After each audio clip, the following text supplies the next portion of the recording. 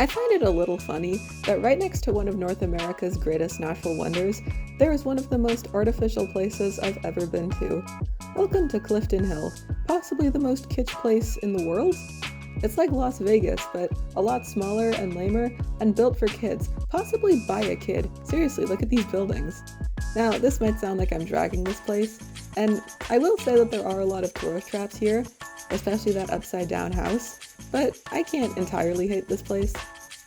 I remember the first time I tried writing the script, I was reading a little bit of Joan Didion at the time, and so I tried to be all angsty and jaded about it, like, oh, everything here is so fake. But honestly, I visited Niagara Falls a lot as a kid.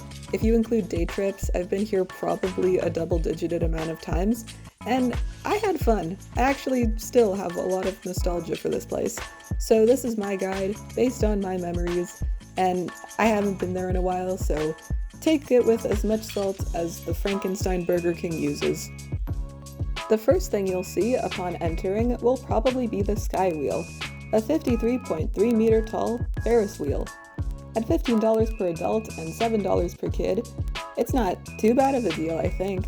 I mean, it's a Ferris wheel, and it doesn't move super fast, and you get a pretty tall view, which will let you take the photos that you wanted to get on the Ferris wheel. It does its job.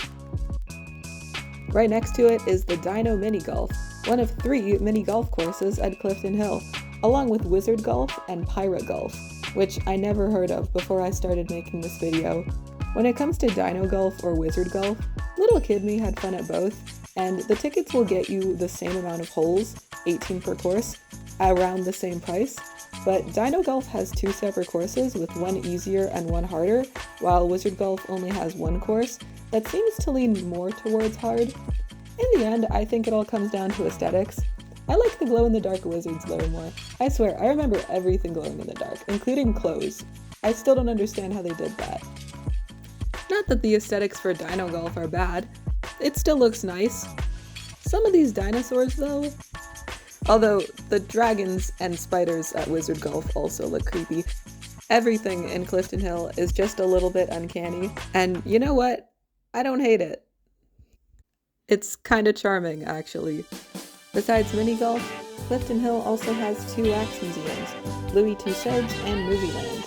There was a rock music themed wax museum, but that closed down a couple years ago. And unfortunately, I never visited it.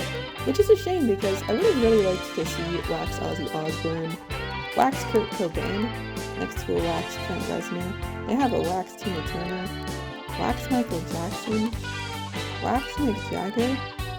Enough of that because you can have an equally unnerving experience at Movieland. Here you can find classic movie characters, a little off-looking, as usual, as well as all the pop culture that was big like 10 years ago. You can tell this was made in 2013. We not only have Twilight, but also Teenage Dream era Katy Perry. My favorite part is probably the Simpsons section though. Especially when Bart says his famous line, "Ah, caramba." As for Louis Tussauds, it's a pretty similar deal, although it is slightly more celebrity themed than character themed, I would say, and the sculptures are a little bit less off-looking, only slightly less. The next type of entertainment at Niagara Falls is the haunted house. There are haunted houses for Frankenstein, Dracula, something else probably. Unfortunately, I can't offer my input on these because I've never been to them. What can I say? Kid me was a massive chicken.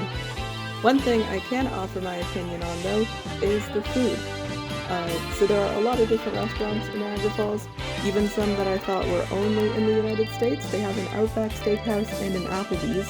However, the one place that I would wholeheartedly recommend is the Rainforest Cafe. Not because the food is particularly good, but just because it's the only place where you can eat food while animatronic animals roar at you, and there's an artificial thunderstorm every 30 minutes. It's also the only rainforest in Canada, one of 22 in the world. Did you know that at its peak, there were 45 rainforest cafes in the world? That's right, it's a dying enterprise, so, come here while you still can. Also, the galaxy ceiling looks sick. Okay, the arcade. I don't remember too much about these, other than the fact that I think I won a bean plant once. Alright, now is the point where I'm kind of running out of memories to milk, so speed round. Niagara Speedway, I don't remember, I didn't go. Bird Kingdom, worth checking out. Funhouse, complete tourist trap. Ripley's Believe It or Not, worth checking out. Marineland, when I visited like 7 years ago, it was fun enough, but it's kind of depressing to see how it's turned into like a complete ghost of what it was.